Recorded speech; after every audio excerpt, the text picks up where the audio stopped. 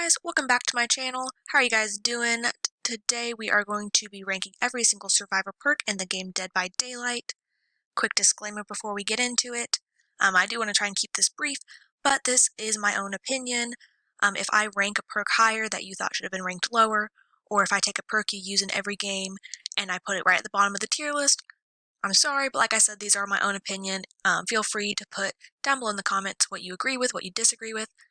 Let's just have a discussion down there. We'll see kind of what we agree on as a community and what perks are maybe contention points.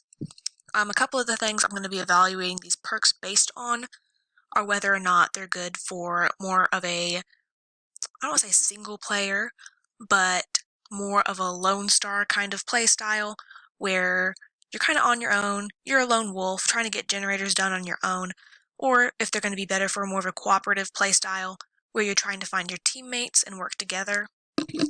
Another thing is if they need a companion perk. That's just if you need a certain perk build for it to work, in my opinion, or to work to the best of its ability. Just if you need more than one perk slot, really. Some other categories are in terms of, do they help with stealth? Do they help you track the killer or other survivors? Do they help you stay off the hook or in chases? Does it make you more of a team player? And does it help when you're getting generators done? So with those categories stated, I have already put all the perks into order down there below. They're in order, grouped by which survivor they are attributed to. They're all teachables, and then after that I have the perks that are for any survivor. And then on top of that, they are organized by release date for survivors. So we are starting with Dwight. We're going to end with the newest survivor released, Zarina, I think is how you pronounce her name. It is April, early April, 2020. So just keep that in mind. If there are any other survivors released later, I will release a separate tier list for their perks as well. So let's just jump right into it. I've talked long enough. So the first perk is Bond. Bond is actually a perk I personally use in almost every single game. It just really works with my playstyle. It is a perk that really helps you play cooperatively because it lets you see where your allies are within 20, 28 to 36 meters based on the level of the perk itself. And I just like that in terms of information and in terms of tracking. It helps me know not only where my fellow survivors are, if they're working on generators, if, I don't know, whatever they're working on, but also I can tell if they're being chased by the killer, which helps me know where to stay away from, or if I'm trying to go for a save, I can go head their direction. It just helps me have a lot more awareness. And if you play a lot of Dead by Daylight, you know that map awareness is one of the key features, or keys to your success, I should say. So with all that stated, I am going to put Bond up here because it just gives you so much awareness over the map, over what's going on. It can help you get generators done if you know where your teammates are already working on them. It helps with stealth so you can avoid the killer. It just helps you in all those situations. However, it doesn't help you in a chase. A toxic survivor may say that you could run towards your teammates if you can see them and try and pass the killer off on them, but I don't think that's quite the best use of that perk. Either way around it, I'm actually going to put it all the way up in S rank. I know it's kind of dramatic to start with an S rank perk, but based on how much I use it, that is where I'm going to put it. The next perk is Prove Thyself. This increases repair speed for survivors by 10% for each survivor, I think within 4 meters, and then you gain a 50, 75, or 100% bonus blood points for co-op actions, like fixing generators together, healing, things of that nature. So, right off the bat, this only works if you are working alongside other people. I would recommend using this perk if you are in a party already playing with people that you know, because you can kind of help, not guide them, but you can guide them to where you are, where they could tell you where they are and you could work together. Without that situation in mind, this perk, I don't know, it really just depends on the game, because if you are with other survivors, this perk works great. If you aren't with other survivors, it's basically useless. But when it works. It does help you complete generators a lot faster, and it helps you get blood points, which is always nice. With all that in mind, I'm going to go ahead and put it in B tier because it can kind of depend on the playstyle of the other survivors you're playing against, or with, I should say, not against. The next perk, the third perk for Dwight, is Leader.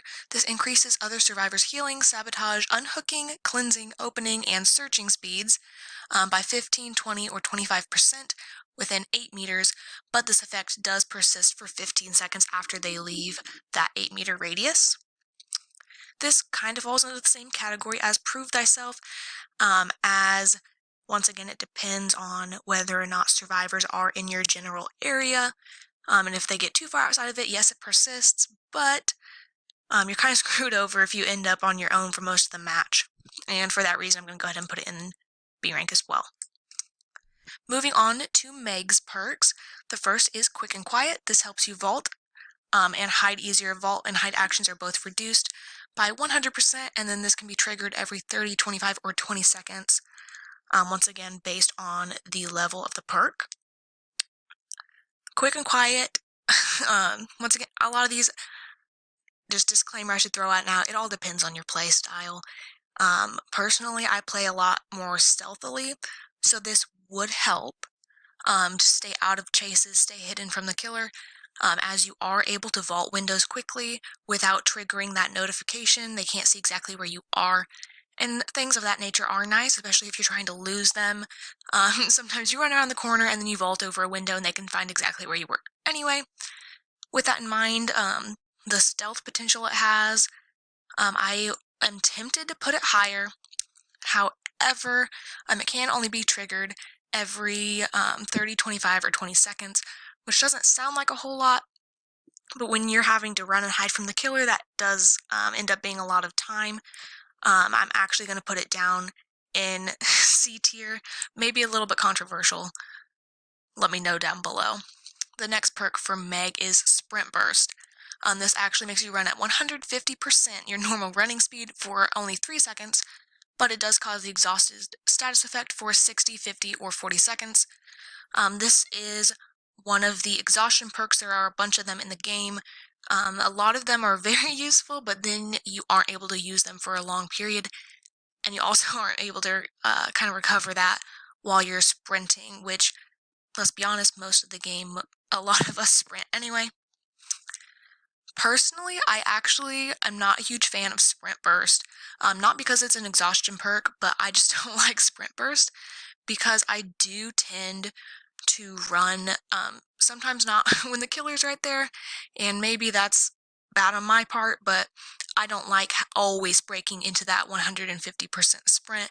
I almost wish it was triggered kind of like Dead Hard is, where you could choose whether or not it would go off. For that reason, personally, I'm putting all the way down in D tier. That's just my personal playstyle. I don't like it. I don't like not being able to control when it goes off. But like I said, that's my opinion. Meg's third perk is Adrenaline. You'll instantly heal 1 health state and you run at 150% speed for 5 seconds when the exit gates are powered. If it's not able to trigger when the exit gates are first powered, it will activate as soon as possible. So if you are hooked when the exit gates open, as soon as you're unhooked by a teammate, you'll heal at 1 health state and run at 150% speed. It will also wake you up, and it is another exhaustion perk, so you will be exhausted for 60, 50, or 40 seconds. Once again, it's an exhaustion perk, but I have a totally different response to Adrenaline. A lot of people will say this can be a toxic survivor perk and that it's overpowered, and maybe it is, but you can't deny that it is a really good perk.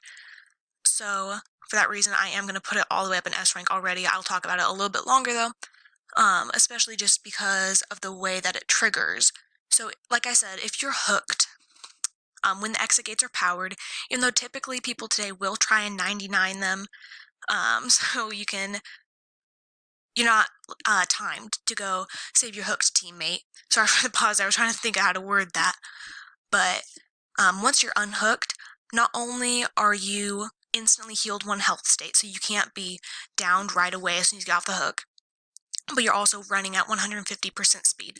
So if the killer is there camping the hook or in the nearby vicinity, you have a better chance of making it to that exit gate, which is nice. also on top of when you're not hooked, you still heal 1 health state. You still get to run faster. Sometimes it's just that extra boost you need there right at the end of the game when it comes down to the line. So that's Adrenaline, S rank. Moving on to Claudette's perks, the first is Empathy. This reveals dying or injured survivors' auras within 64, 96, or 128 meters. So this perk is actually very similar to Bond. The only difference is that you have to wait until the survivors are either injured or dying, but you get to see them for a longer radius, for a further radius. I always used to use Empathy until I got Bond as a teachable perk. It took me longer than I would typically want to admit. For some reason, I just never played Dwight. I know he's kind of a meme now with Baby Dweet, but it took me a long time to get Bond. But I played a lot of Claudette, so I had Empathy already as a teachable. I really like Empathy. Like I've said before, I usually play more of a stealth build, try and stay kind of hidden. And Empathy lets me do that because as soon as one of my teammates is hit by the killer, just because of the wide radius of Empathy, you can see them pop up almost immediately where their aura is, you know where the killer is, and you can see them being chased, you know if you can go save them, if you need to go hide, you know exactly what's going on.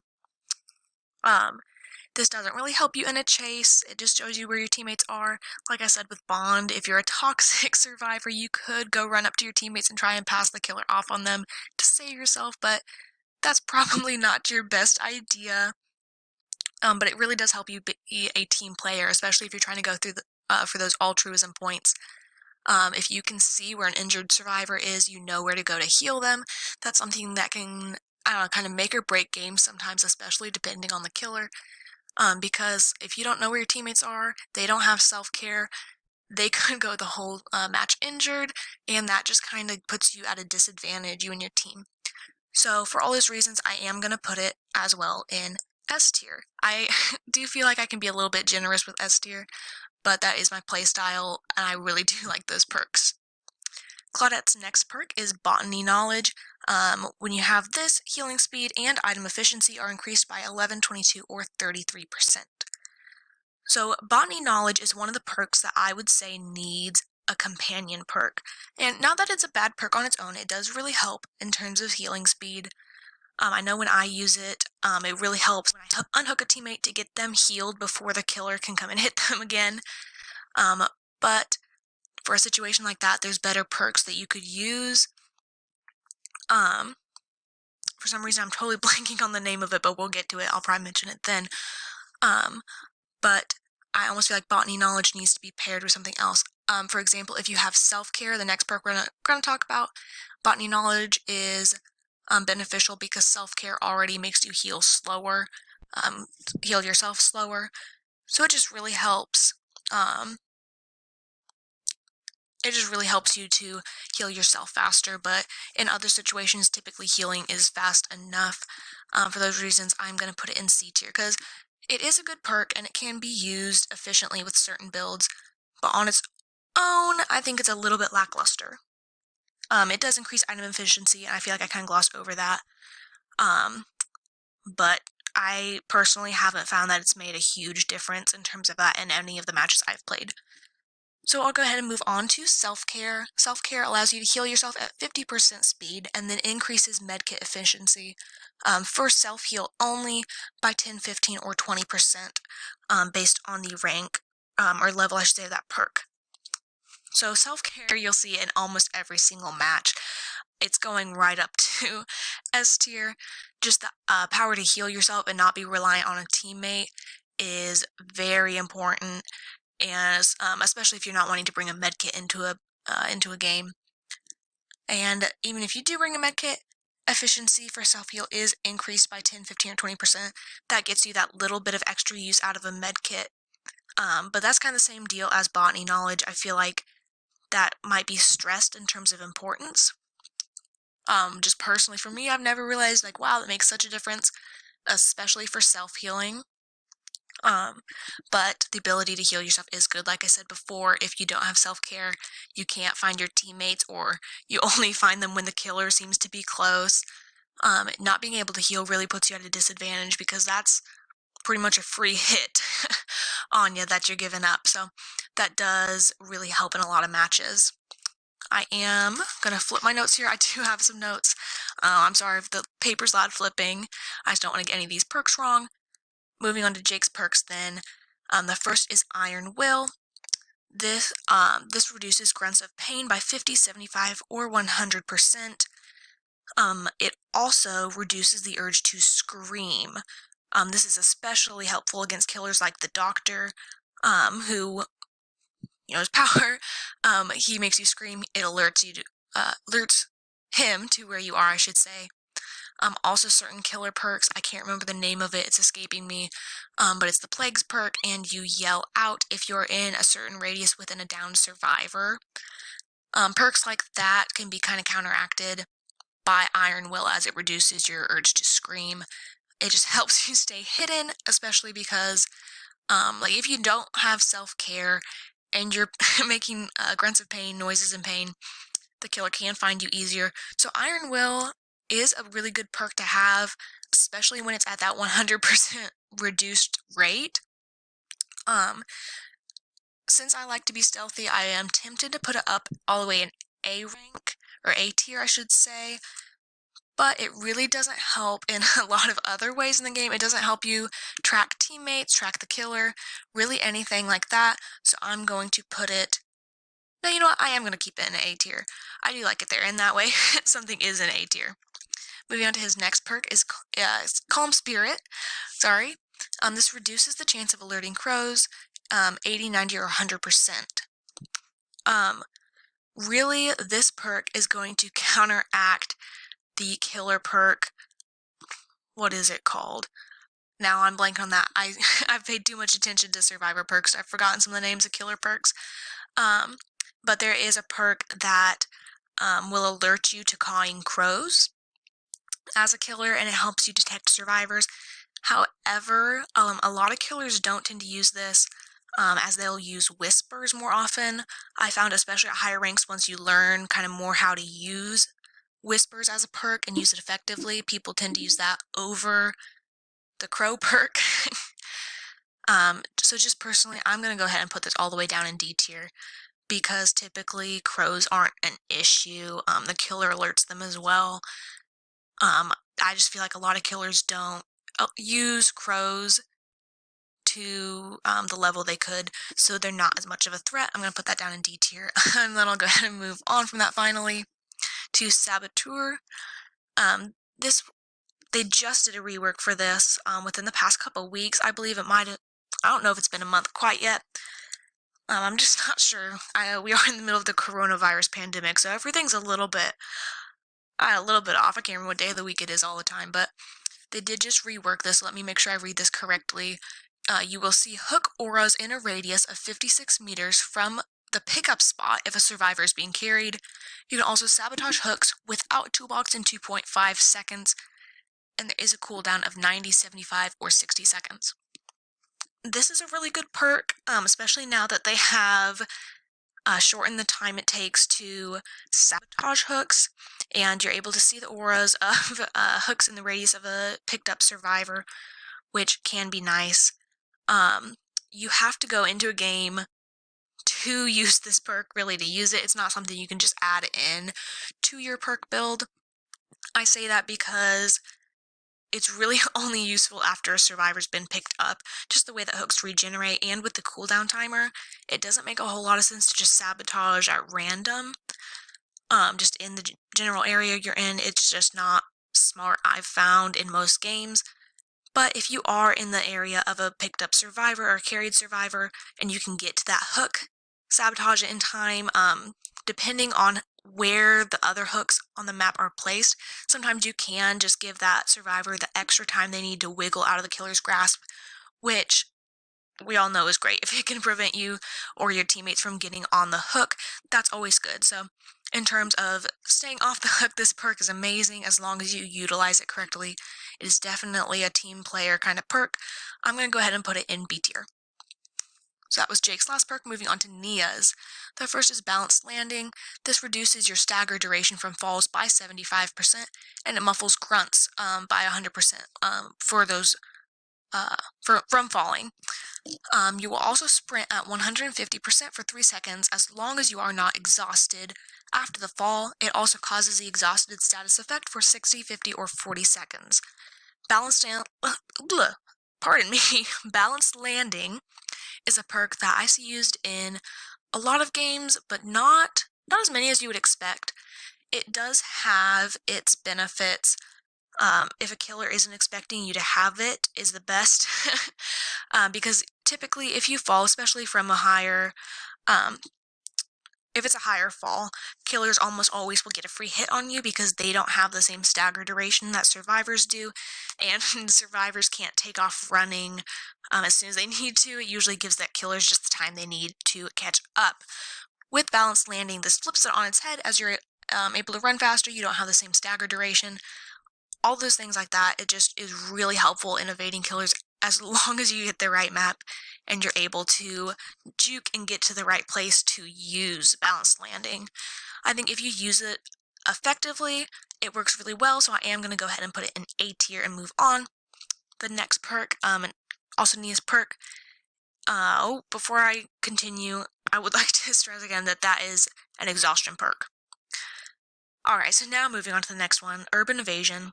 This increases your crouching speed by 90, 95, or 100%.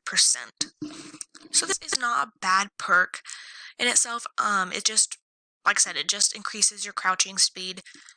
If you're wanting to stay stealthy, yes, that works, but typically you don't crouch clear to the other side of the map. That's just not smart.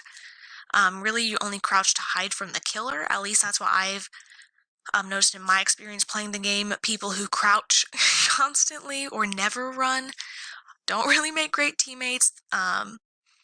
I don't know. Maybe that's just a personal thing. If I've offended you, I apologize. I truly do. But if you don't have any sense of urgency, you're not going to get those generators done. You're not going to be able to save teammates. All those things that you need to do to win.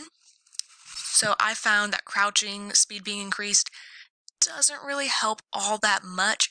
It's not a bad perk, but it doesn't help as much as other perks could. It is going to go all the way down in D tier.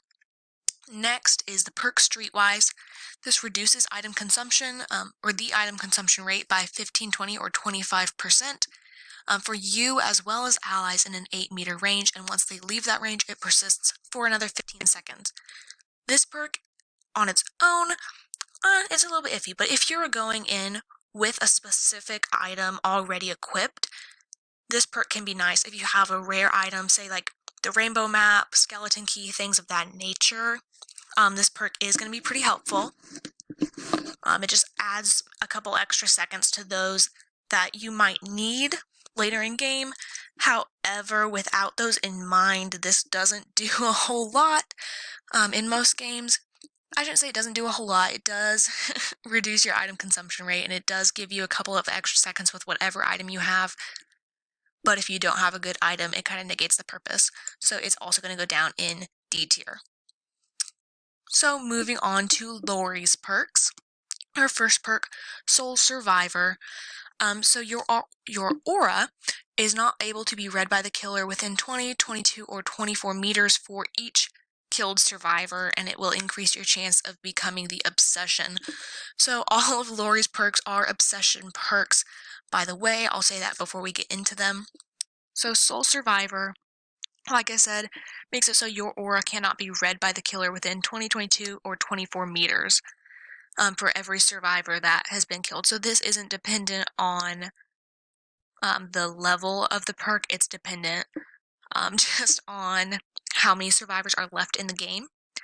So this, first of all, is not in any way a team player kind of perk. It gets better as your teammates get killed off. Not saying you want your teammates to get killed off. You don't want to be the sole survivor, per se, but it does only work in that situation. Alongside that, it actually does help a lot not being able to be read, your aura being read by the killer. That really helps you stay stealthy. It helps you stay hidden. But at the same time, you don't always know when the killer's going to see your aura. If you're outside of that radius, they can still see your aura. With all these things in mind, it's not awful. I'll put it in C tier because it is nice to block your aura from the killer, especially if you're close. but I think there are other perks that you would probably want to have over Soul Survivor, so I'm going to go ahead and put it in C tier. Her next perk, Object of Obsession, also an obsession perk. It's also right in the name. If you are looking directly at the killer when you are the obsession, it reveals both of your auras to each other for 56, 64, or 72. This is meters. I think it's within 56, 64, 72 meters. I'd kind of set that up as if I was going to say seconds. If you are not the obsession, it's within 44, 56, or 64 meters. And this also increases your chance to become the obsession. So, Object of Obsession, it can be good, it can be used to your advantage, but if you accidentally look at the killer, it reveals your aura to him, and you're just kind of done for. He's going to come straight for you most of the time, unless he's already preoccupied with another survivor. So I am going to go ahead and put this right in D tier, just knowing that it can give you away in a split second, especially if it's just an accident. I don't know, I just, personally, I do not like Object of Obsession, and I don't see it used a whole lot. Moving on to Decisive Strike, we all know where that's going to go. Almost every survivor, once you get past a certain rank, will have this equipped. This increases your chance of becoming the obsession, and then after you're unhooked, whether that be unhooking yourself or being unhooked by a teammate, for 40, 50, or 60 seconds, once you're picked up, you will get a skill check. If you hit that, you stun the killer for 5 seconds, and you'll become the obsession if you aren't already. It's kind of a weird way to explain it. If you get unhooked and then are downed and picked up within the 40, 50, or 60 seconds and hit a skill check, you'll stun the killer, will be dropped. You're not going to be carried to the hook. It's nice because you do get kind of another chance at a chase, and it does kind of prevent you from just being hooked, downed, and hooked. It really helps prevent farming. A lot of people, like with adrenaline, consider Decisive Strike to be kind of a toxic survivor perk, consider it to be overpowered, but it is used in most games. Most survivors have this, like I said, once you get past a certain rank, really. So it is going to go in S tier. Moving on, we have Ace. We're going into Ace's perks. The first perk here, Open-Handed, increases aura reading ranges by 4, 6, or 8 meters. I don't know. I've got to be honest, I'm not a huge fan of Ace's perks. It's not bad to have increased aura reading ranges, however, it is only by 4, 6, or 8 meters. This can be just a couple meters that help you there, and help you win the game, maybe. It's just, oh, if only I'd had 8 more meters, I could have seen the killer. Whatever the case may be, I am going to go ahead and put it in C tier because it can really be beneficial and help, but generally, I feel like it's not enough of a difference for most people to be incredibly affected by it. Moving on is Up the Ante. So for each survivor alive, you increase luck by 1, 2, or 3%. That is going directly into D tier. A lot of people are not a huge fan of how luck works in the game, especially because you're only increasing it by 1, 2, or 3%. That's just not a whole lot.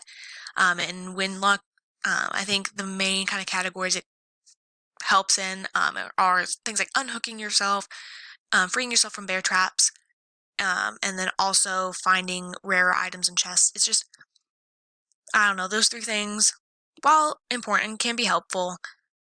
The 1, 2, or 3% increase just isn't worth it. Really, it's a waste of a perk slot, in my opinion. Maybe that's harsh, but that's how I feel. His third perk, Ace in the Hole, there's a 100% chance that an item in a chest will have a very rare or lower add-on. It's also a 10, 25, or 50% chance that a second uncommon or lower rarity item, add-on will be added to that item as well. I'm going to go ahead and actually put this all the way up in B tier. So it might be a little bit higher than a lot of people would put it, but it can be a make or break kind of moment, finding something in a chest. If you're injured and you search a chest hoping for a med kit, sometimes you get a flashlight, you're just kind of screwed over. But knowing that there will be add-ons to it, it just boosts the power of whatever you do get. And I think it can really help as the game progresses. Maybe you lose the item that you were brought in with. I don't know, I just personally, I think that can really help a game, as you know that the item you get will be of better quality, which is nice. So those are Ace's perks done. As you can see, like I said, I'm not the biggest fan of his perks. I'm sorry if you love Ace. I don't know, I guess I'm just going to move on to Bill's perks now. The first perk, Left Behind. The ore of the hatch is revealed within 24, 28, or 32 meters if you are the last survivor. I'm going to put that in C tier. This does have its uses. Like I said, if you're the last survivor, it will show the ore of the hatch within 24, 28, or 32 meters. That can be nice. You know which direction to go, especially if you're being chased. You just have that short gap of time that you can jump in before being grabbed. However, I think, I don't know, I'm second guessing. I read somewhere when I was reading about this perk that it was more useful before because the hatch made a different noise, or it wasn't as loud, or something of that nature. And it probably will help more inexperienced players if they aren't sure what the hatch sounds like yet, or maybe aren't sure where to look for the hatch.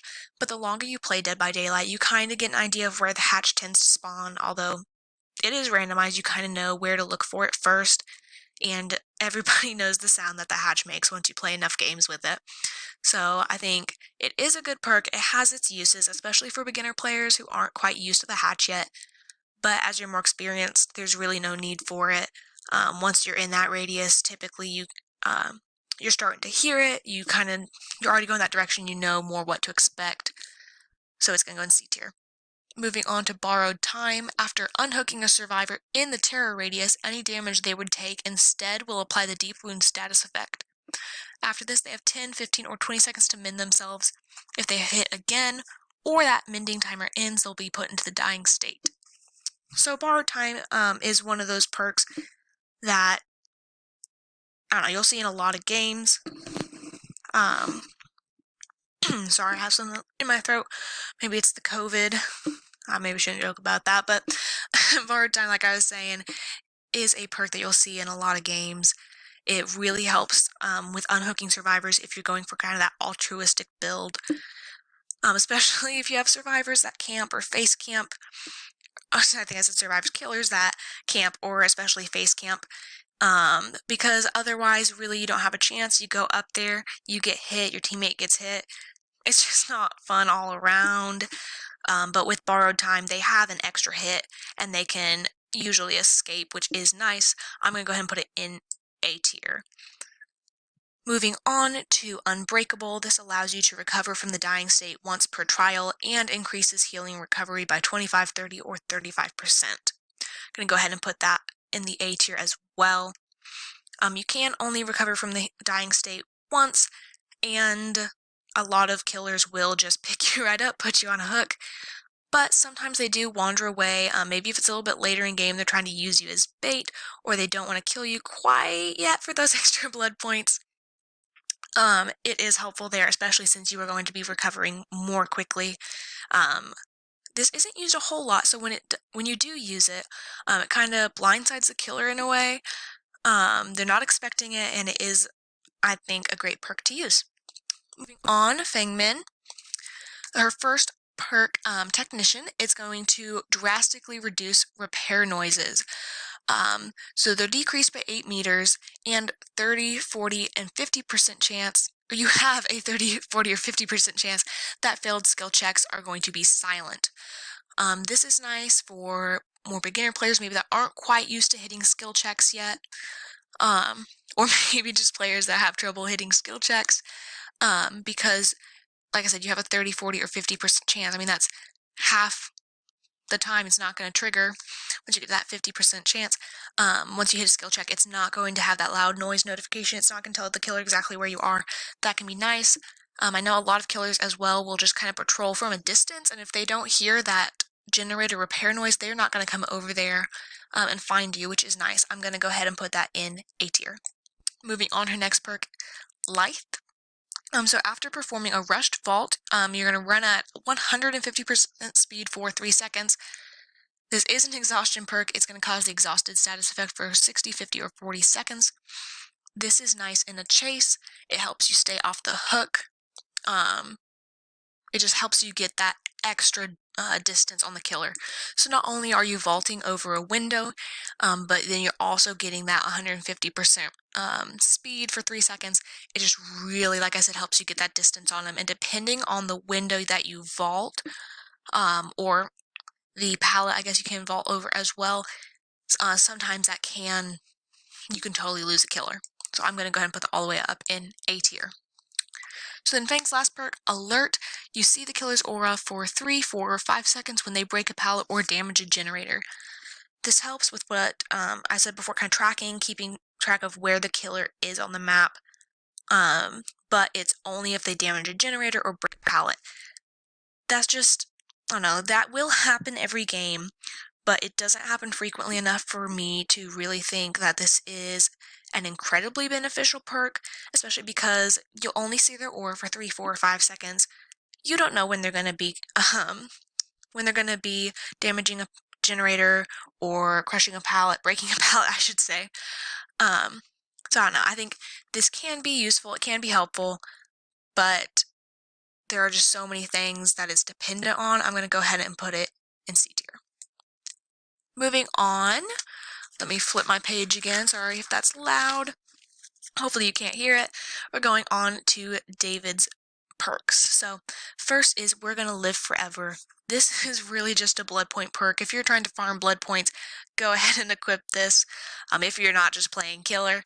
So you're going to gain 25% more blood points every single time that you perform a safe hook rescue or take a protection hit for a max of 50, 75, or 100%. This is nice to farm blood points, but it doesn't do a whole lot in terms of gameplay. It does provide another motive to helping teammates get rescued, which is nice. But since it's really just a blood point perk, I'm just going to put it right in the middle of the road in B tier.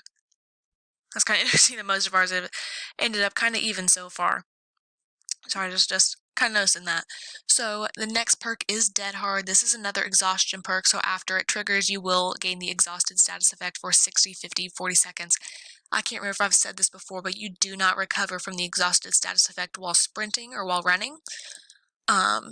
Just keep that in mind. So Dead Hard, if you press the active ability button to dash forward, so you'll dash forward while sprinting, I should say. So if you are running, you press the button, you just dash forward. It's a short dash. This can kind of protect you from getting a hit. It just gives you that little bit of extra chase time. However, a lot of killers, especially as you get to higher ranks, kind of expect this. Especially, you'll kind of run in a certain pattern. They know the Dead Hard's coming. They won't swing at it. And then you'll basically have wasted not only the Dead Hard, but a perk slot. So you do have to be skilled at using this. You have to know how to use it, and you have to hope that the killer is not smart enough to realize that you're trying to juke them with Dead Hard. I find that this works best not using on David, because people do expect it more on David as it is his perk. With all that in mind, I'm going to put it in B tier as well. Moving on to his third perk. I've heard it pronounced 2 ways. It's either no mither or no mither. It might just be based on where people are from, but I've heard it pronounced both ways. So this makes you have the broken status effect for the duration of the trial, but you don't leave any pools of blood. Grunts of pain are reduced by 0, 25, or 50%, and you can recover from the dying state. So these obviously are all great things other than you have the broken status effect for the duration of the trial. So you are going to already be down to 1 hit instead of your normal 2, and you're unable to heal yourself for the duration of the trial. With this in mind, as I said, you have a 0, 25, or 50% rate of those grunts of pain being reduced, but you will still have those unless you're also equipping Iron Will, which then you're just taking up 2 perk slots. I've heard a lot of controversy over this perk because really this perk is more of a game mode. Personally, I wish they would just make it into a game mode where survivors only have 1 hit instead of 2, because I get it. Sometimes once you get to be, say, like a rank 1 survivor or anything of that nature, once you get to those higher ranks, you do want a different difficulty, but I don't know. I couldn't put it higher because like I've said, it's more of a game mode than a perk, I feel like, and it's going to go down in D tier. It doesn't help you much in the game itself, other than recovering from the dying state, but you can do that with Unbreakable, I think. No, I'm second guessing myself. Is that Unbreakable? Those perks kind of confuse me a little bit. Alright, moving on to Quentin's perks. The first is Wake Up. So all exit gates are going to be revealed to you within a range of 128 meters. Also, your aura will be shown to other survivors within 128 meters when opening exit gates. You'll also open exit gates 5, 10, or 15% faster. That boost in speed can sometimes be the little bit you need before the killer comes to get you. So I'm going to go ahead and put this up in B tier. But I'm not going to put it any higher because the exit gates being revealed to you within a certain radius or certain range, I should say. Once you get to be a higher rank survivor, that doesn't really affect you a whole lot. You can typically see, okay, there's the exit gate I want to go to. Oh, that's the direction of the other one. And you have a bit more map awareness. So that doesn't help a whole lot. It is nice that other survivors would see your aura when opening an exit gate, but typically everyone is running for either exit gate as soon as they're powered, of course, watching for the killer. But it's just not, I don't know, it's not quite as powerful as it could be. For that reason, I'm going to put it in B tier. Moving on, Pharmacy. This, when searching a chest, it's 40, 60, or 80% faster, and the noise made by that is going to be reduced by 8 meters. It will also guarantee a medkit on your first chest search. So this is nice in a game. If you do not have self-care, you are guaranteed a medkit as soon as you search a chest. It's almost like a free heal. So that is good. That's really the main point of this perk. Yes, it does reduce the radius of chest searching noise, and it does make you search faster, which is nice, especially if you're going for that emergency med kit. However, that is really the only kind of the only benefit to this perk, and if that's what you're going for, self-care is all around a better perk for that. I'm going to go ahead and put it in B tier as well. Moving on, his third perk, Quentin's third perk, Vigil. So you and your allies in an 8-meter radius recover from exhaustion, hemorrhage, mangled, hindered, and blindness, all those status effects, 10, 15, or 20% faster, and this will persist for 15 seconds once you leave that that 8-meter radius. I apologize for my slip up there. So Vigil, I'm going to put up in A tier, actually.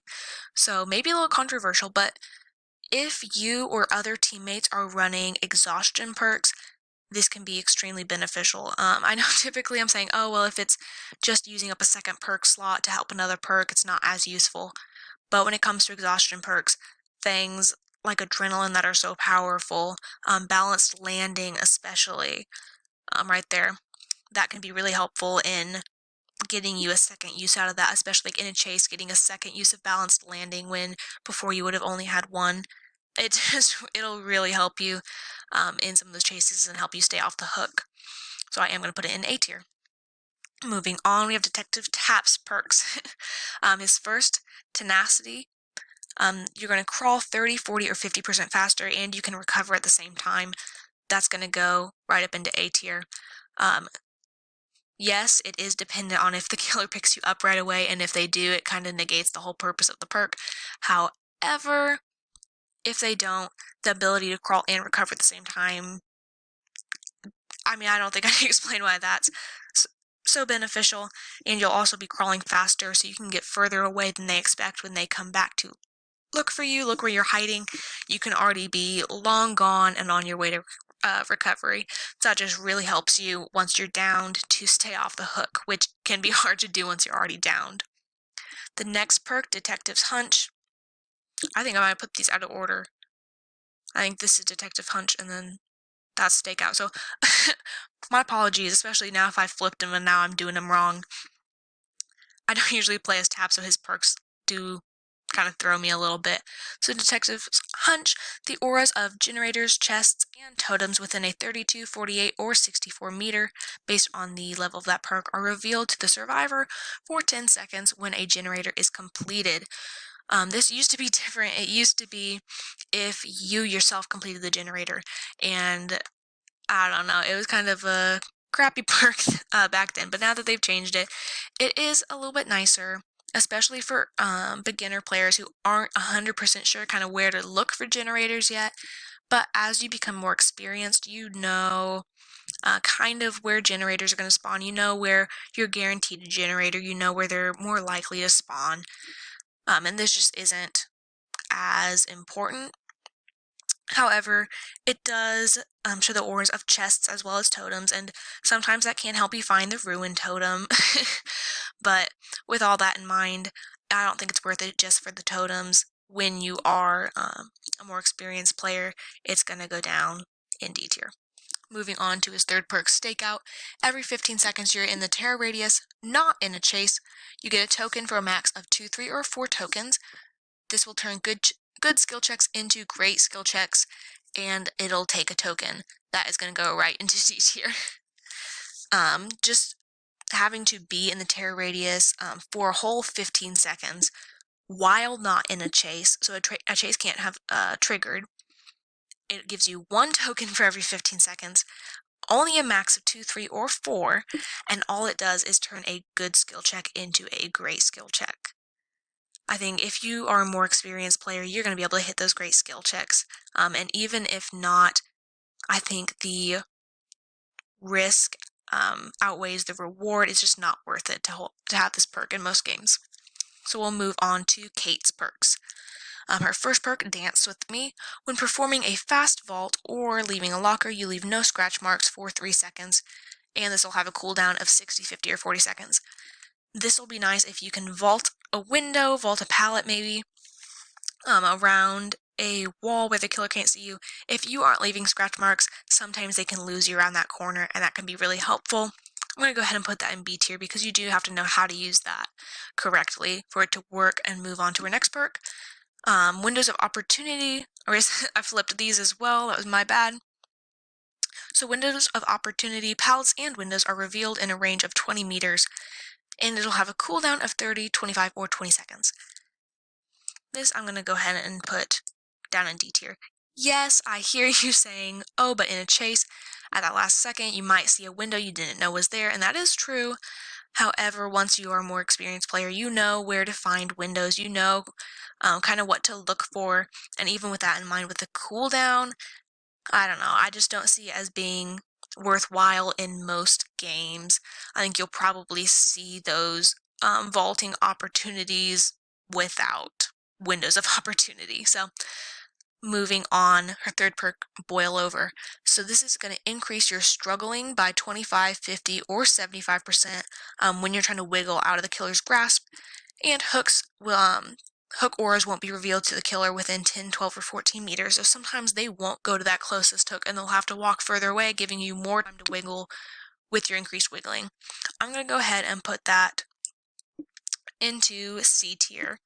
It can be really helpful, but I don't know, I think it's a C tier rank perk. It kind of has limited usage, and if you're already in the killer's grasp, I don't know, sometimes you can just be done for, especially if killers know that you have Boil Over. They'll be looking for those closer hooks even without the auras. So with that being said, C tier, we're moving on to Adam's perks, Adam Francis. So his first perk, Diversion. So if you're standing in the terror radius for 45 seconds while not in a chase, it grants you the ability to throw a pebble. This will create both scratch marks and trigger a noise notification for the killer, and it's just a good distraction. However, I don't think I've ever seen this used in a game, I've got to be honest. People just don't tend to use this, so I am going to put it in D tier. It has its uses, people don't use it. So I'm going to go ahead and move on to Deliverance. So once you perform a safe hook rescue, you have a 100% chance of unhooking yourself. And you will also have the broken status effect for 180 or 60 seconds after unhooking yourself. I'm going to put this in A tier. So, like I said, you have to perform a safe hook rescue first. That's the only reason I don't want to put it in S rank, or S tier. So if you get hooked first, this perk is useless. You've wasted a perk slot. If you unhook a survivor and it's not a safe hook rescue and then you get hooked, you've wasted a perk slot. But if you do go get that safe hook rescue, no one else does, you get it first and then you get hooked, the 100% chance of unhooking yourself on your first hook attempt, it can make or break a match into, then you don't have to worry, ooh, we're gonna snooze that. But it, and I totally lost my train of thought. It can be make or break in a match, being able to unhook yourself. Your teammate doesn't have to come rescue you and put themselves in danger. You can just run off when the killer's back is turned. You know whether or not it's safe to go. It can just really make or break that hook attempt. It can really make or break that match, but it is not S tier as it does have the limitations I stated before. Moving on, autodidact. Maybe, I don't know if I pronounced it right the first time. So this has 25% progression penalty for skill checks to heal survivors. So you get a token for each successful skill check for a max of 3, 4, or 5. Each token is plus 15% when hitting a skill check while healing. This doesn't work with medkits, and then there are no great skill checks. I'm putting this in D tier. This isn't a bad perk, but it's not one that I see a whole lot of usage for, and it's not something that I ever personally use. I don't know. It only affects you when you're healing survivors. It gets rid of great skill checks. It doesn't work with medkits, so it only works when you're healing another survivor without a medkit. Just with every condition that you have to meet, I don't see a whole lot of use out of this perk, so it does go in C tier for me. Next, Jeff's perk. So his first perk is Breakdown. In this case, you're going to break the hook as soon as you are unhooked, and you are going to see the killer's aura for 4, 5, or 6 seconds. This, some people will say it isn't useful. Personally, I think it's a really nice perk. It's going to go all the way in B tier. So there are killers who, as soon as you're down, they can just pick you up, set you right on the same hook. I kind of said that in a way that made killers seem bad, but I apologize for that. That's how you're supposed to play the game. But this helps you if, say you're farmed, say you get hit right back down, the killer's going to have to walk to another hook to put you on there. It gives you time to wiggle, potentially escape, gives your teammates more time. It just really helps timing, like I said. However, if you get off the hook, if you get unhooked and the killer isn't anywhere to be seen, it's kind of useless because the hook, I can't remember if it comes back or not. I almost want to say it doesn't ever come back, but don't quote me on that. You also see the killer's aura for 4, 5, or 6 seconds. It helps you know which direction to run when you're unhooked so you don't run right into the killer again. So moving on, aftercare. So with aftercare, you're going to see the auras of survivors that you healed or unhooked for a max of 1, 2, or 3 based on the level of the perk until you are hooked, and they are also going to see your auras. This is a lot like Bond or a perk kind of like Empathy. However, you have to either unhook or heal that survivor first. With that condition in mind, I've got to put it lower. I apologize if you like it, but it's just not... It doesn't have the same potential as a perk like Bond has. Yes, they see your aura, but they would have to act on seeing your aura. Like, it doesn't mean they're going to come to you or watch your aura, whatever use will come out of that. It's not guaranteed. So I'm going to put this down in C tier because of perks like Empathy or Bond. I just don't see the use in it. His next perk, his last perk actually, is Distortion. So you're going to start the match with 3 tokens, and they're going to be consumed instead of the killer seeing your aura. This does not activate in traps, or if you're put in the dying state, the killer can still see your aura. If you're meeting either of those 2 conditions, however, any other reason they'd see your aura based on like perks that they have, or a perk that you have that would reveal your aura, they won't see you.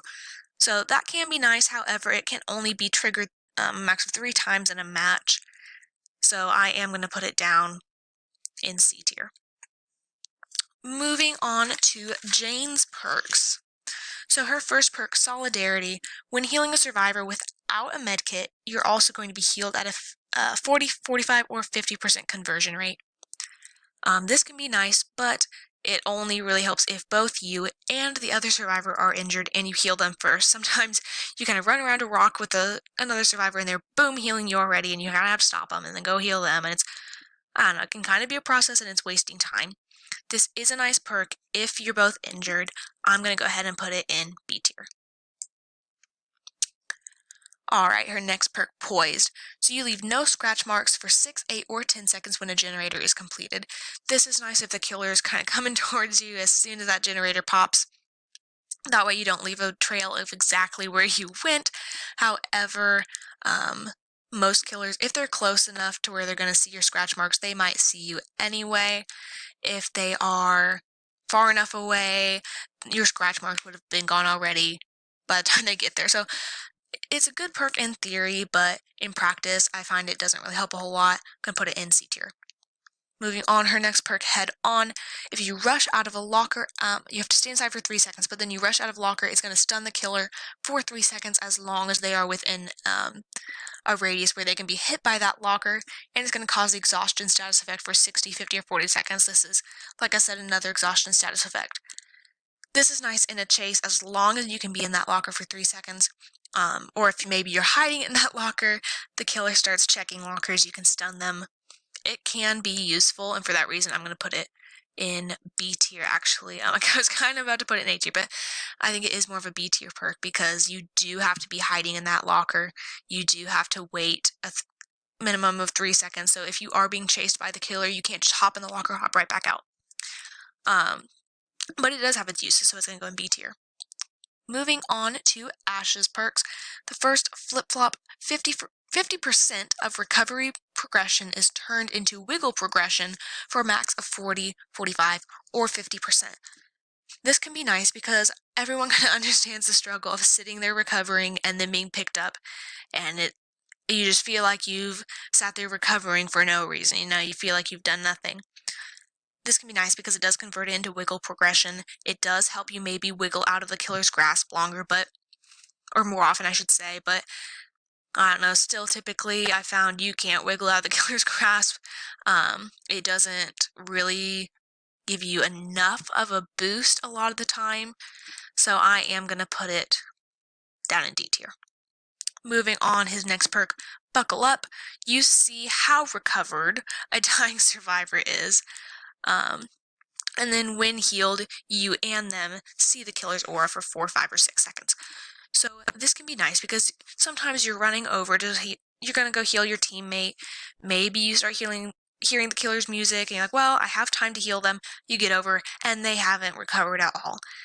That always sucks when you think you're just going to tap them. It's going to be a second and then they haven't recovered at all. So that does prevent that situation from occurring. And then you do see the aura for 4, 5, or 6 seconds. Since this has its uses, I'm going to put it in C tier. However, I don't see it going any higher than that, honestly. So, the next perk for Ash, Medal of Man. After getting 3 protection hits, you get a free hit, basically. So, after you take 3 progression hits, if the killer hits you, that hit is just totally ignored. You're not downed, you're not injured. After this, when you heal, your aura is going to be shown to the killer if you are more than 12, 14, or 16 meters away. So, honestly, right to D tier. So, this perk, I'm putting it right in D tier as you have to meet such a specific condition. So, you have to have 3 protection hits in one match. And then only 1 hit is going to be ignored.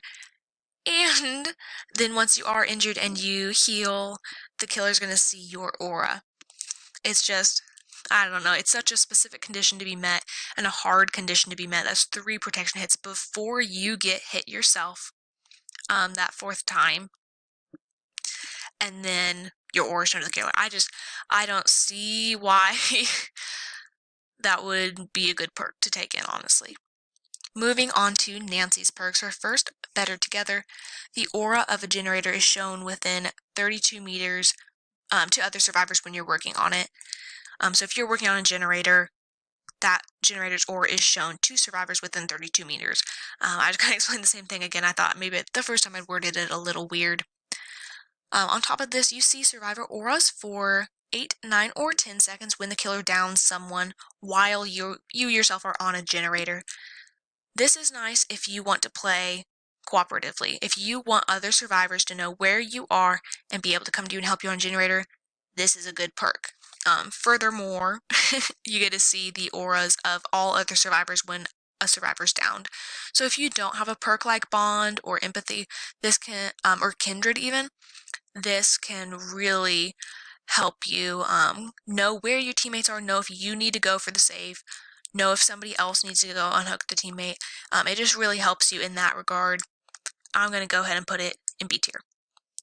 Nancy's next perk, Fixated, shows you your own scratch marks, and you're also going to walk 10, 15, or 20% faster when uninjured. So the walking part kind of goes with what I said earlier about crouching for Nia's perk. A lot of people are going to be sprinting anyway, but walking, I guess, is a little bit different than crouching, and the other part of this perk makes it better in my eyes. So a big part of the game is scratch marks and knowing how to juke with those scratch marks, knowing how to fake out scratch marks, things of that nature. And when you are a beginner survivor, you're not 100% sure how to do that. Even if you play as a killer, you can see those scratch marks, see kind of how they fall. You don't see that from a survivor's perspective. And being able to see that from a survivor's perspective, see where your scratch marks go, it just really helps you figure out how to escape the killer, how your scratch marks are presented. It's just a good perk for learning that. So I'm going to go ahead and put it up in A tier, honestly, because I think it's such a good tool for beginner players.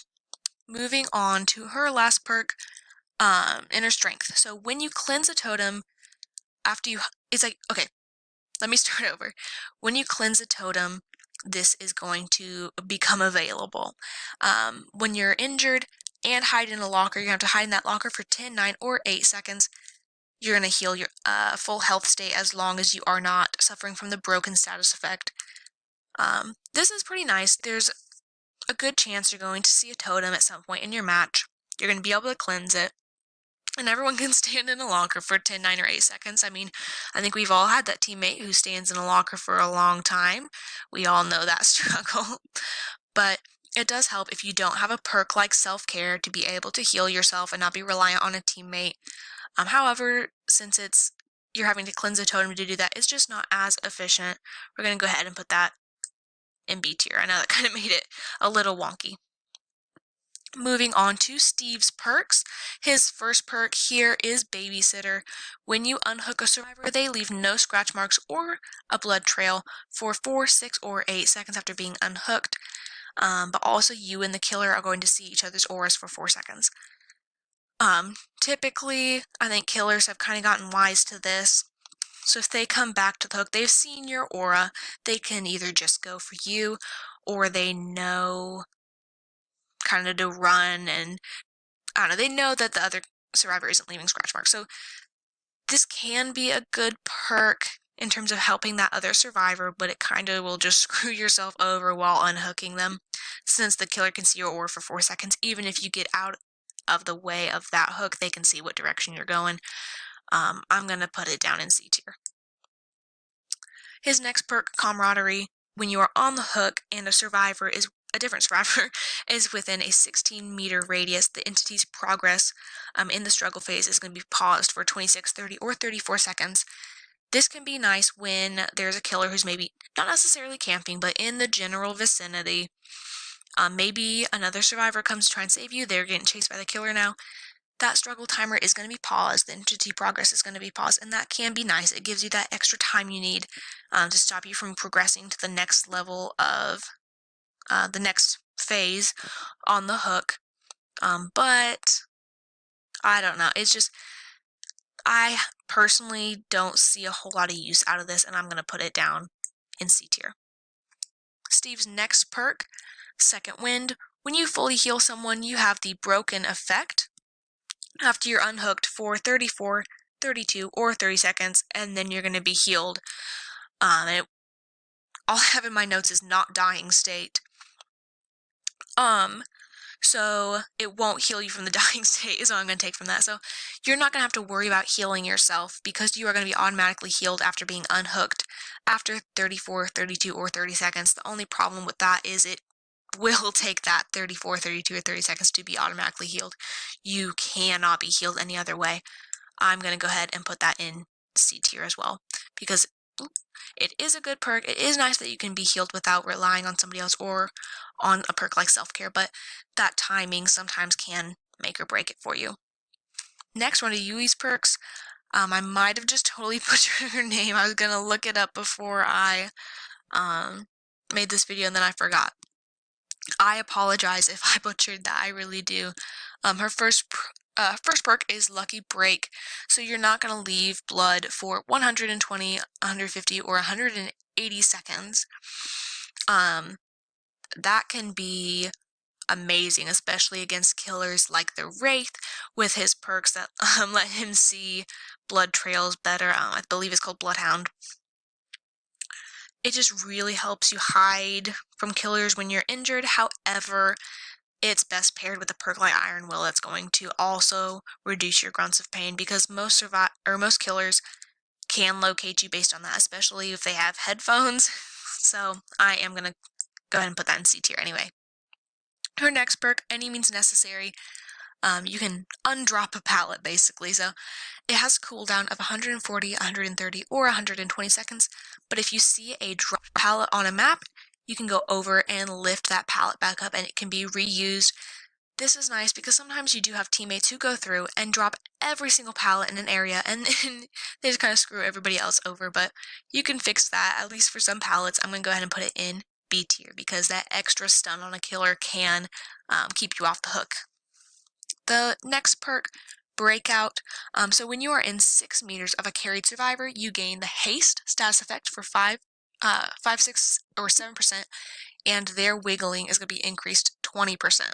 This can be nice if they have a longer distance to get to the hook. That 20% increase in wiggle speed can really help them break out of the killer's grasp.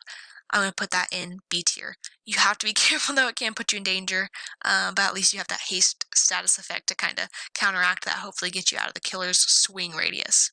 Whoop. Moving on to Zarina's perks. I admit I have not played with her perks yet. I have not unlocked her. I know I need to get around to it. I just haven't sat down and done it yet. I haven't gotten the new killer and survivor. I know. Go ahead and roast me down below. Her first perk, Off the Record. Grunts of pain are reduced by 100% and your aura will not be shown for 60, 70, or 80 seconds when unhooked. I'm going to go ahead and put that right in the B tier. And move on. So, Red Herring is the next perk. After repairing a generator for 3... Okay, this is one that's a little bit hard to explain.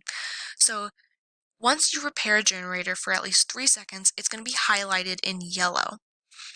After that, if you enter a locker, it's going to make a notification at that generator. This has a cooldown of 180 or 60 seconds. This can be nice as long as no other survivor goes over to that generator and the locker you choose is further away. So typically, especially at the beginning of a match, if a killer hears that notification go off, they're going to make a beeline right towards that generator. They're hoping to catch some survivors there. If you are the only survivor there, and then book it across the map, get in a different locker, it can be nice. It distracts the killer. I'll put that in B tier. You do have to know how to use that, though. Moving on to her third perk, For the People. This decreases your chance to beat the obsession. And then when using a medkit, you have to press the active ability button to insta-heal. After this, you gain the broken status effect for 110, 100, or 90 seconds and become the obsession. The insta-heal can be nice, but there are already items that insta-heal, and personally I found that insta-healing isn't as effective. That's not effective, but it's not as effective as it could be. Healing is typically pretty fast, especially with the use of medkits and certain perks, so I'm going to go ahead and put that in C tier. But like I said, disclaimer about that, I haven't played with those perks. Maybe they function differently than just reading them, or playing with other survivors with those, so keep that in mind. If that's one of your favorite perks, I apologize. Maybe I'll have to update that once I play as her. Alright, so then moving into just some general survivor perks.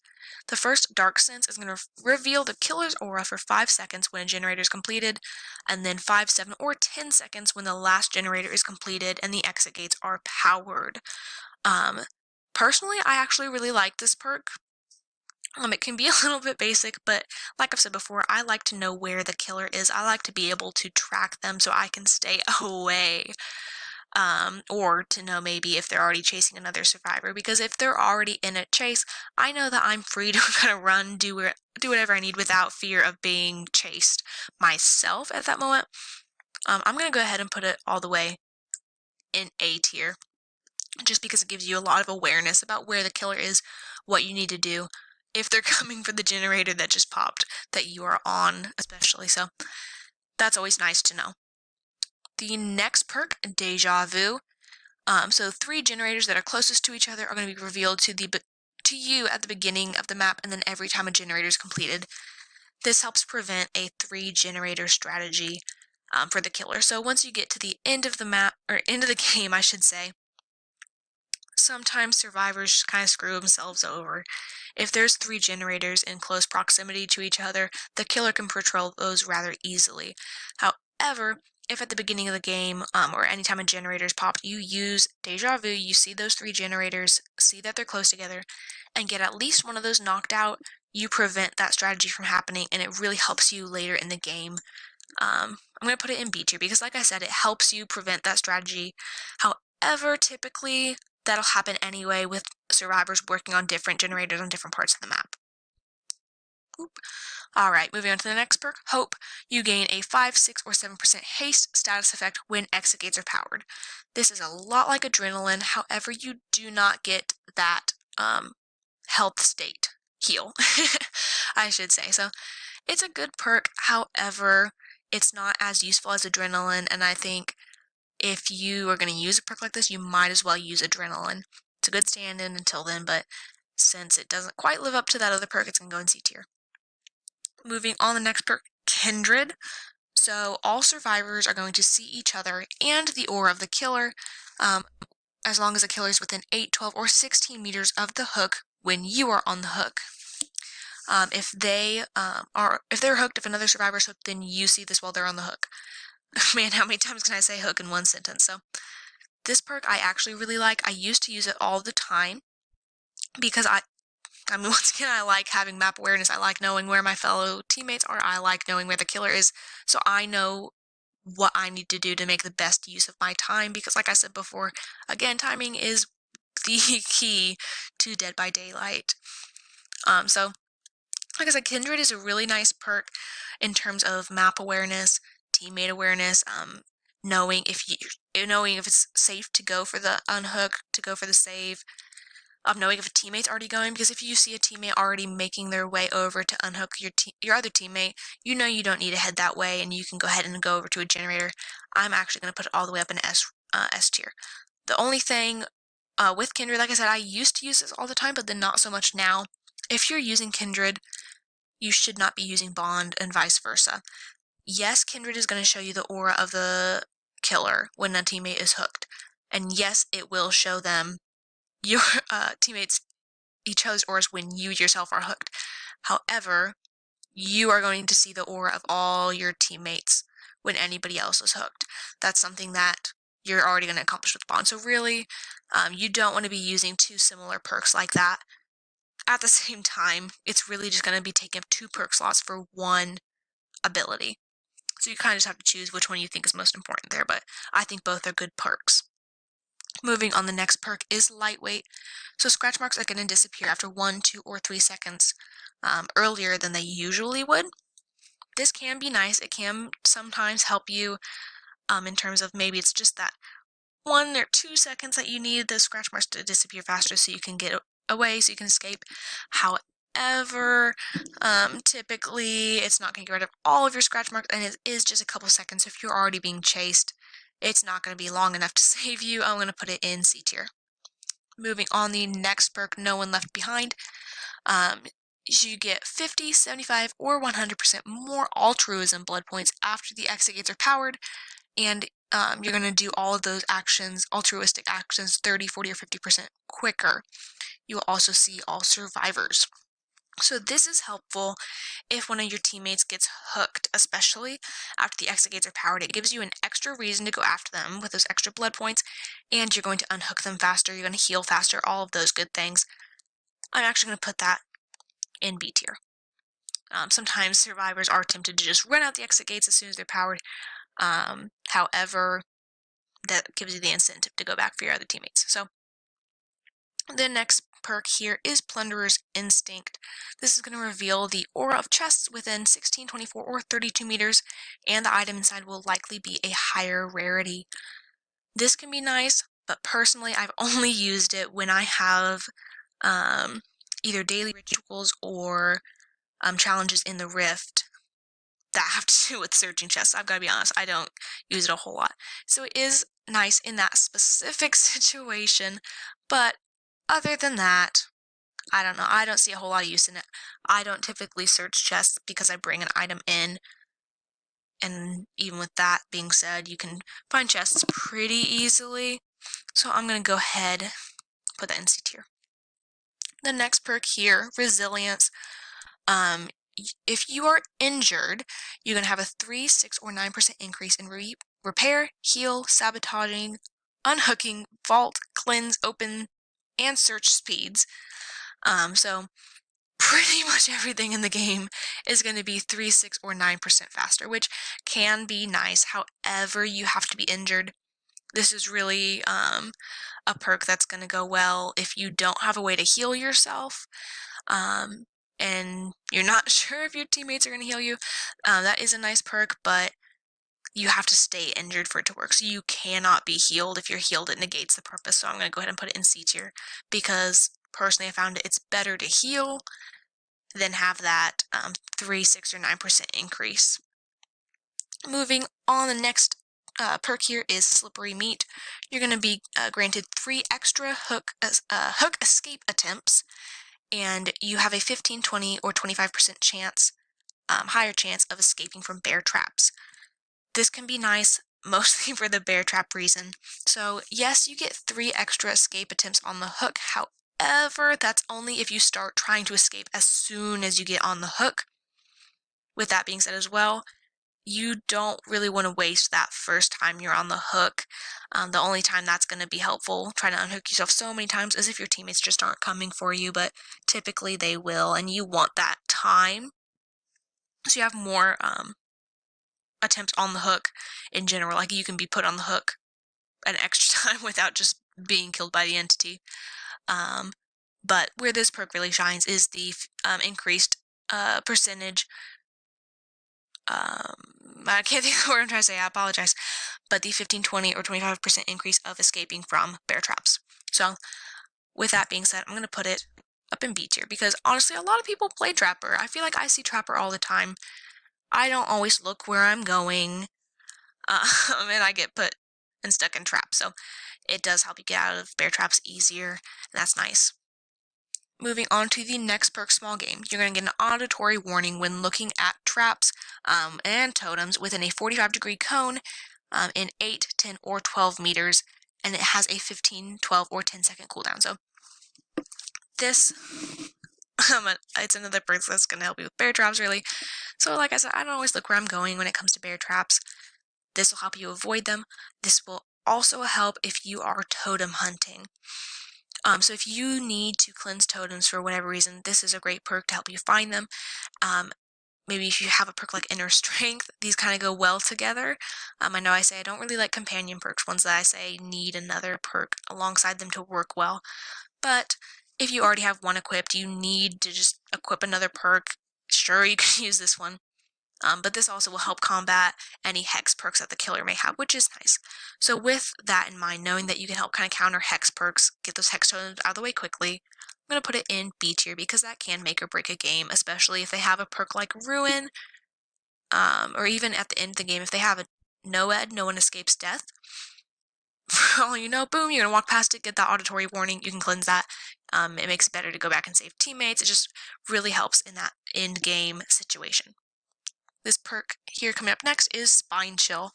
Personally, I love Spine Chill. I'm actually going to put it all the way up in S tier right away. A lot of people will say that this is a basic perk. It's a beginner player perk for someone who doesn't understand how to play the game yet.